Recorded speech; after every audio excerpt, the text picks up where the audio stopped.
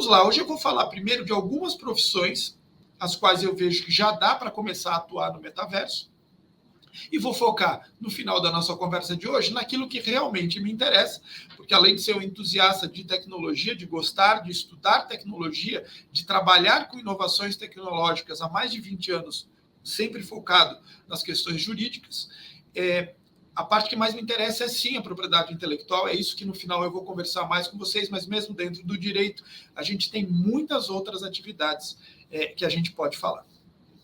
Por exemplo, um dos pontos que eu escolhi para conversar com vocês é a questão da arquitetura. Na última live, eu contei para vocês que algumas construtoras já estão criando apartamentos decorados virtuais. Então, eu não preciso, eu quero comprar um apartamento, por exemplo, no Rio de Janeiro.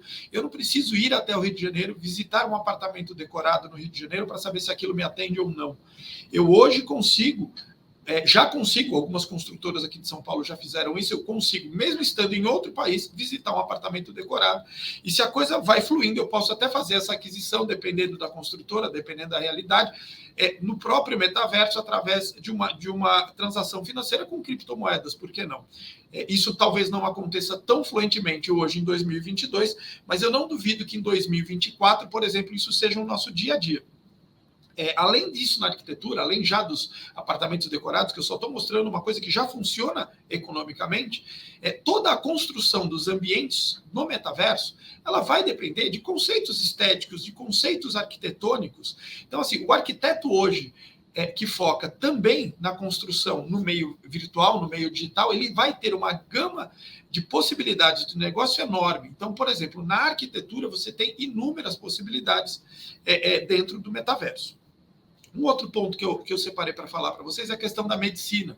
A gente conversou na última live também, já existe um projeto da Universidade do Rio de Janeiro, da PUC do Rio de Janeiro, em que médicos criam modelos em 3D de alta definição de partes do corpo humano e estudam essas patologias, muitas vezes com pessoas que estão de forma simultânea, né, e até imersiva, você estando no mesmo ambiente virtual, com pessoas, com médicos, com cientistas que estão em outras partes do planeta.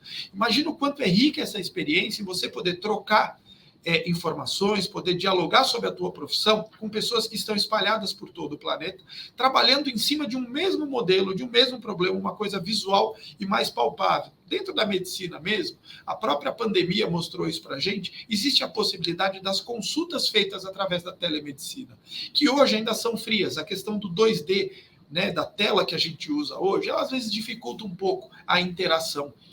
Agora, quando a gente tem, por exemplo, uma experiência 3D em alta definição, imagina o que isso pode trazer para a medicina.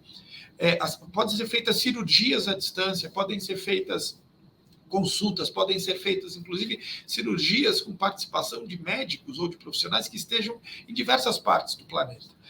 Então, o que eu trago isso para vocês também? Dentro da medicina, os profissionais da medicina que começarem a se tornar mais fluentes nas questões digitais, no metaverso, e que focarem os seus estudos nos modelos 3D, na construção dos modelos 3D dos órgãos humanos, das partes do corpo humano, e quando eu falo aqui medicina, isso está sendo transportado também para a odontologia, para a veterinária, né? Um outro ponto que me traz bastante, me traz bastante credibilidade, não credibilidade, mas assim, que eu gosto muito, né, de pensar nos desdobramentos do metaverso para essa área, é a área da educação. Eu venho de uma geração em que a gente ouvia o professor contando algumas coisas na sala de aula e a gente tinha que imaginar tudo o que ele estava dizendo, né? Os grandes meios as grandes ferramentas da aula da minha geração eram uma lousa e o giz. Raramente você tinha ali um retroprojetor em que o professor colocava uma imagem estática num acetato, né, fazendo uma projeção numa parede. Isso era o limite que a gente tinha da interação com a imaginação do que o professor estava dizendo para a gente. Atualmente, por exemplo, os meus filhos são adolescentes, eles já têm uma outra realidade, eles já conseguem visualizar, e muitas vezes existem as lousas inteligentes, existem os projetores nas salas de aula que colocam conteúdos da internet. Então, muitas vezes, aquilo que está sendo contado ali para o professor, hoje já pode ser ilustrado com imagens, com filmes. Agora, imagina isso de forma imersiva. Imagina você levando o aluno para dentro daquilo que você está falando efetivamente. Ele ter uma visão 360 graus de um evento histórico, por exemplo. Vamos visitar, por exemplo, o momento em que Dom Pedro declarou a independência do Brasil, você consegue estar com o aluno ali nas margens do Rio Ipiranga, tudo criado em alta definição, e ele tendo uma visão tridimensional. Vamos imaginar isso, por exemplo, levando um aluno de história para a Segunda Guerra Mundial, ou levando um aluno de ciência para ver um modelo atômico em 3 dimensões, que o professor consegue interagir com esse modelo.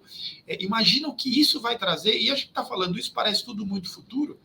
Eu vejo isso funcionando muito bem nos próximos 2 ou 3 anos. E fica aquela questão, que é uma coisa também que me preocupa, e quando a gente fala de educação, que é a questão da inclusão. Fica sempre essa questão, mas e a escola pública? Né? A conversa que eu tive ontem à noite, por exemplo, com a Márcia, mas e a escola pública? Quando é que a escola pública vai ter acesso a isso? A gente também vê movimentos dentro do mundo da tecnologia. Por exemplo, o Elon Musk tem um projeto dos balões de baixa gravidade que transmitiriam internet para as regiões mais remotas.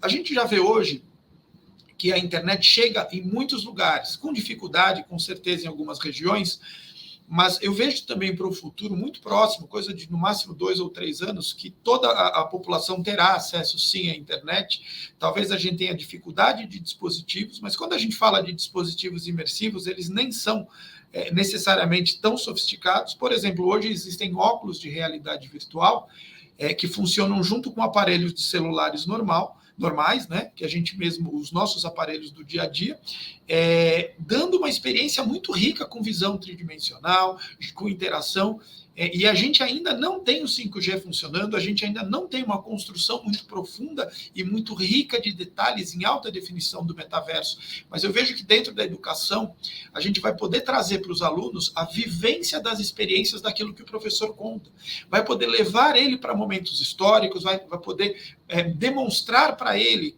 coisas da ciência, modelos atômicos, partes dos corpos dos animais, dos corpos humanos, em outras áreas também, geografia, ele vai poder viajar pelo globo, ele pode conhecer os outros planetas, tudo através do metaverso. Eu vejo uma experiência muito rica na educação, vejo que já tem universidades, por exemplo, a Universidade de São Paulo já criando salas no metaverso, então a coisa funciona de 2 formas. Ou você, através do metaverso, tendo acesso aos conteúdos convencionais, por exemplo, essa live que a gente está fazendo, vocês poderiam estar acessando através do metaverso, indo em determinado ambiente, no qual teria uma tela, vocês tendo uma experiência imersiva em 360 graus, poderiam estar vivendo esse momento.